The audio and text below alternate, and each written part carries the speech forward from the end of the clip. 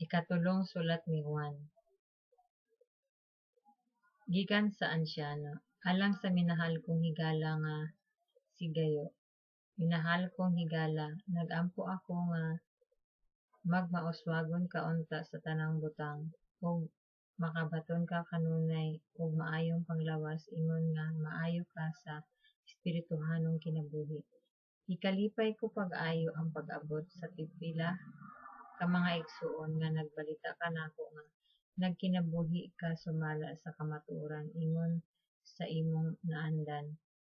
Wala nay labaw nga makalipay kanako kaysa balita nga ang mga anak ko nagkinabuhi sumala sa kamatuoran.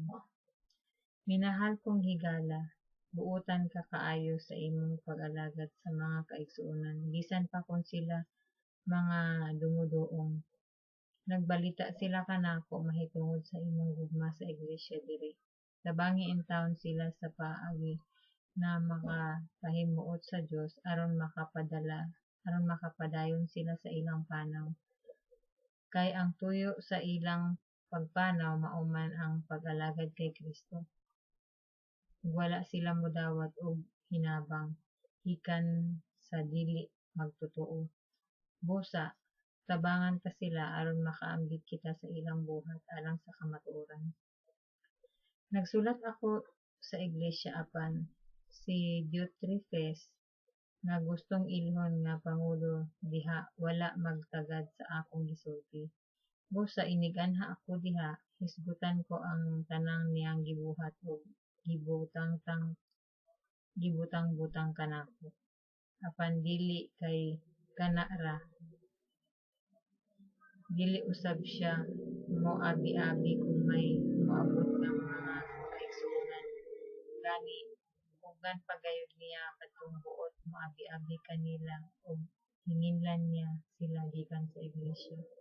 Hinahal kong higala, ayaw sunda ang daotan kung dili ang maayo. Ang nagbuhat sa maayo iya sa Dios ug ang nagbuhat sa daotan wala makakita sa Dios. Si Demetrio gidayeg sa tanan bisan gani ang kamatuoran nagmatuod niini ug ako usab mo dason niini ug nahibalo ka nga matuod ang gisulti ko. Daghan pa unta akong isulti kanimo apan dili ko kini ipaagi sa sulat. Makikita ako kanimo sa dili madugay aron magkasultihanay kita. Ang kalinaw mag-uban unta kanimo. Mangumusta kanimo ang tanan mong mga higala. Nangumusta kanimo ang tanan mong mga higala. Pangumustaha usab ang tanan kang mga higala diha. Katulong sulat ni Juan.